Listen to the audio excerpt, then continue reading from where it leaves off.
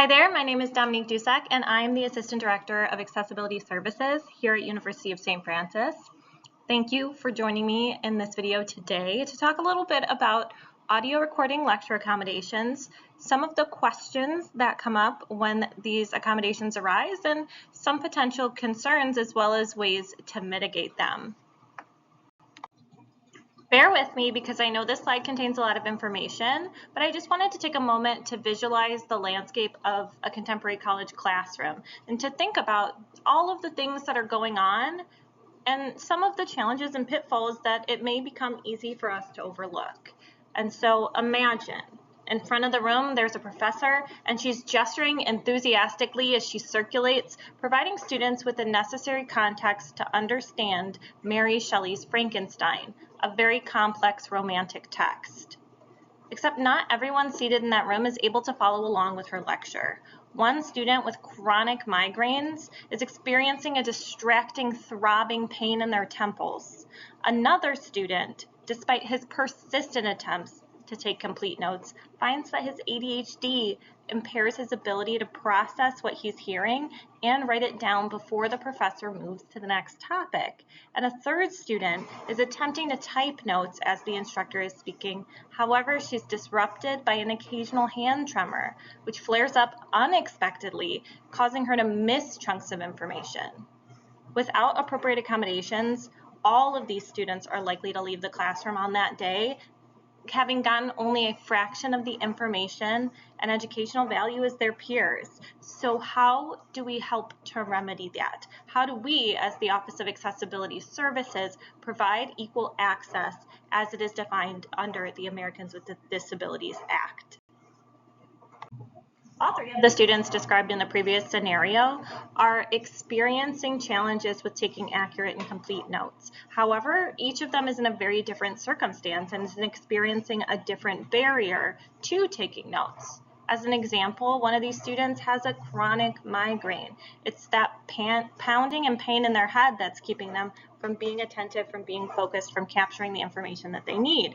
Another student is experiencing limited physical dexterity or challenges with fine motor skills. She has a tremor. She can't physically take down that information throughout the class, or may experience abrupt, unexpected lapses in the time that she is able to take notes. Now, it's worth noting that these aren't the only students that are going to benefit from an accommodation like audio recording. What audio recording does is it allows students to capture information to refer back to later. It allows them to fill in those gaps when, for whatever reason, they weren't able to be present to process the information and to get it down in notes. And when I say present, I don't mean physically present, but really attending to and attuned to what is happening.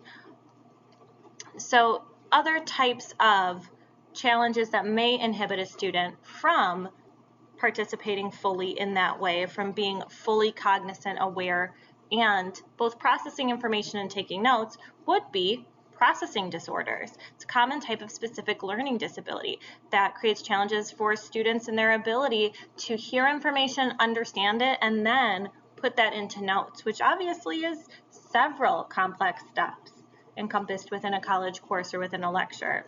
Students with challenges with attention and focus, students with ADHD, similar sorts of disabilities and challenges. Students that have challenges with memory recall. As they are writing, it may be hard for them to then think back to what was just said in order to capture it accurately in their notes. Students with hearing loss.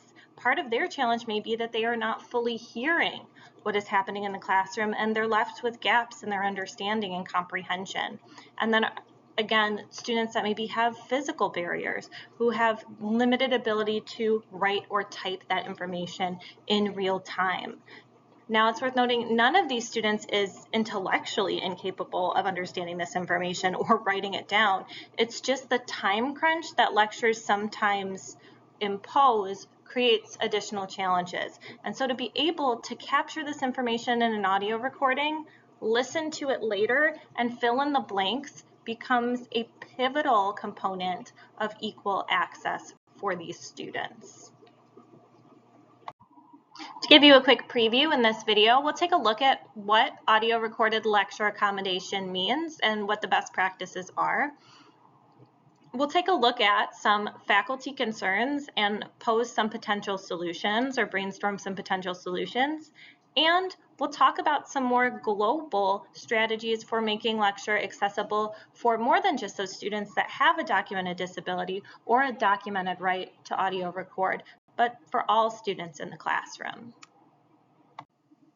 You might be unsurprised to learn that audio recorded lecture accommodation is what it sounds like. It gives students the permission to record audio in their lecture-based classes, and it gives them the right to do this for what we like to call private academic purposes. So for their own study purposes, provided they are not sharing these files or disseminating them to anyone. They also have a right to rent a device for free from the Office of Accessibility Services. This is a small recording device that is USB supported so that it can be plugged directly into the student's computer for ease of uploading and downloading files. Students are then also encouraged to delete those files as soon as they no longer need them. So after the test has passed, after the end of a semester, whatever the appropriate juncture is. And so again, this accommodation really just allows those students to record those lecture heavy chunks so that they can listen to them later for their own private studying or note-taking purposes. While audio recorded lecture accommodation is a fairly common one and a fairly straightforward one, it does raise some concerns, especially for professors. And one of those concerns I hear often is related to the idea of intellectual property. As a professor, you work very hard to do research in your field, to create resources for your students, and of course there is some concern about if those sources are being shared, whether you're being represented accurately if something does get shared. I absolutely understand the anxiety that maybe goes along with that.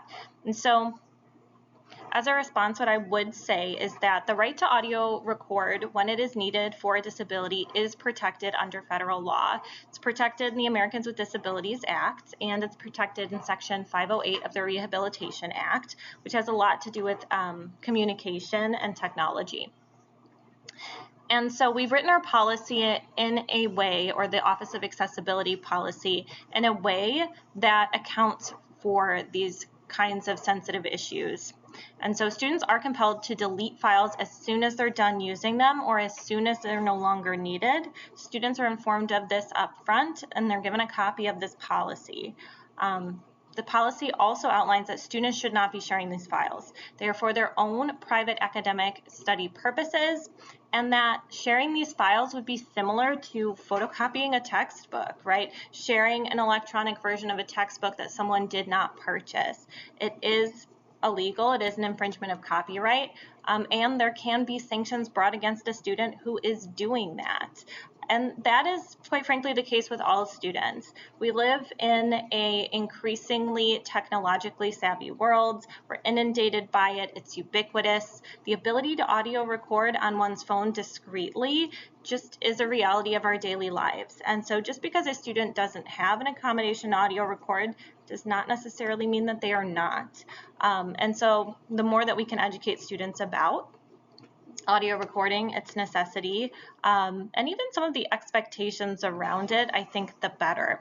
So we were very conscientious of that when creating our office policies and updating our office policies pertaining to this particular type of accommodation. That said, that doesn't mean that audio recording is always appropriate or necessary. And so if a student is in a clinical setting, such as a hospital, or in a field experience setting, like a classroom, they should not need to audio record, and they should not audio record if it would compromise someone else's right to privacy pertaining to their health information or things like that. It is also well within a instructor's rights to set some boundaries for discussions, presentations, things of that nature. Remember that this accommodation is intended for situations where they are very lecture heavy, they are very content heavy. Recalling this information or taking accurate notes is important to the student and their ability to perform in the class. But there may be certain types of discussions where it's appropriate for the instructor to take a step back and say, I really like to discuss this issue. It is controversial, so I would encourage everyone who is sharing to be respectful, to be sensitive, and I would remind you that now is an appropriate time to put away any note-taking or recording materials. So set some boundaries as to when recording may not be appropriate or it may want to be tabled.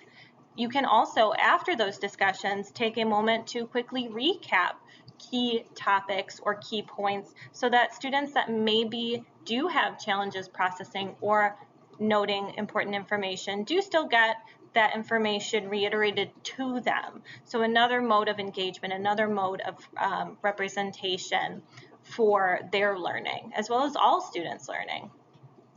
And then I think it's really appropriate to signal to those students, which are going to be more lecture heavy portions of the class where it might be appropriate to be audio recording versus to put the audio recorder away. One of the things I know about students, something I know about myself, if I take a recording of a 75-minute lecture, what is the likelihood I'm going to revisit that and A, be able to find the information that I need, or B, really just listen to it start to finish? It's probably pretty slim. So what would probably be better for my learning, right, if I'm thinking about myself as a student, is to record maybe a 15-minute chunk of information that's really vital. And students don't always know when this 15 minutes is going to come.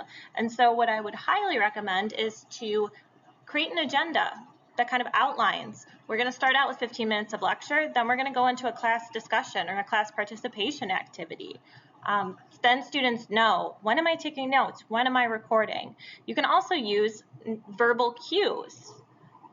Now we're going to transition from this activity into a brief lecture, and that also can give students a signal as to when it may be more appropriate to record. So just because a student has the accommodation to record does not mean they necessarily need to or should be recording a class from start to finish, and a class's modality may dictate what times are appropriate to be recording, what times are not. But students won't necessarily know this inherently. And so as an instructor, you may wish to guide them through the use of verbal signals and things like agendas. Sometimes professors worry that because of audio recorded lectures, students will become checked out or disengaged, and that's a fair concern, but there are some ways we can mitigate that too. And so I would say that discussing classroom expectations, again, is extremely important. In situations where I assume students know what the expectation is, I am almost always setting them up for failure. So I've learned to be really transparent. What does effective or active participation in this class look like, and what is expected of you? What's the success criteria? How do I know I've met the expectations for active participation? And when are those active participation times going to arise? And so that's where posting a clear agenda on the board or in the Canvas course shell for the day can be extremely helpful for students. Encourage students to take notes or record as they need to. This is going to be a lecture-heavy segment of the class. However, we have this participation opportunity coming up in just a few minutes, right? So using those verbal signals to cue students as to when they should be doing what. And then periodically using low-stakes check-ins to monitor student comprehension. So class doesn't always have to be or only be a lecture. There can be a lot of ways that you can break up lecture effectively to have students engage with the information that they're learning and check in to see if they're really learning and comprehending it. And so you might want to use interactive polls. I really like Mentimeter. You can use Poll Everywhere, kinds of things that just give me a quick analysis for what students are understanding what students are not understanding, what maybe I need to revisit in the future. You can use an exit ticket. In the past, I've had students write on a Post-it note or a note card 3 key takeaways from today, or one question that they still have, or to define a key term. And so just kind of checking in with students individually through these kinds of low-stakes formative assessments can be really valuable also to kind of get a pulse of who's paying attention, who's getting it, and who's maybe astray. It's worth noting that all students, regardless of their accommodation status, whether they have the ability to audio record lectures or not, should be taking notes. Audio recorded lecture or even a volunteer peer note taker, these types of accommodations are intended to supplement a student's own notes and participation. So they're not meant to be done in lieu of the student taking those notes. Everyone should be accountable for that. And I just wanted to highlight that. And to that end, one strategy that I have heard of working in other classroom environments is assigning a couple different peer note takers for every class. Those students take those notes for that class session, provide them to the instructor either through the cloud or in a physical format, and then the instructor then posts them to the course shell, the Canvas, so that all students can go back and review them. And this strategy has worked well for many people in that students get to see a variety of different note-taking techniques. They get to see what works best for them, and everybody benefits from seeing the notes. It's also very equitable because everyone should have an opportunity to participate, but it never falls solely on one person. And so it can be something to experiment with and to try out if you want to move in the direction of having students turn in their notes. Some other really great accessible practices that you can apply to lectures would be, of course, to begin with a clear outline or agenda for your class so that students know what the lecture-heavy portions of the class are going to be and just have a general sense of how the class is going to progress, especially because we know that students who may need audio recording or other accommodations may struggle to process complex information. So having sort of guideposts to lead them through can be very important and very helpful. Using signal phrases to that end to indicate when you're transitioning, maybe from a lecture-heavy portion of the class to a group activity or to a participation activity, can be really helpful for students. I would also accompany these kinds of transitions with brief pauses so that students have the opportunity to kind of soak in the information that they're hearing and or reflect on it, right? This might be a good moment as you're pausing, students are reflecting, you have them complete a digital poll and just get a pulse of the room, or even just like an informal quick check-in where you hear out from a couple of students. So I know when I get excited, when I am talking about content that I am very passionate about, I have a tendency to talk a mile a minute, and that can be extremely inundating and confusing for students. All the time I have to tell myself, slow down, take a breath. So that's what I guess I'm saying here is that take those moments to collectively take a breath, let students absorb, and then move on to your next activity, giving a really deliberate verbal signal. Hey, we're gonna switch gears.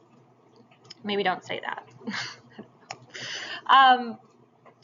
You also will probably want to use some visual supports like slides, like graphics, to help students conceptualize complex concepts. So don't just talk to students in these lecture portions. Maybe use a timeline. Maybe draw a cell, right? Whatever you all can do as a class or as the instructor to help kind of root these concepts into something concrete.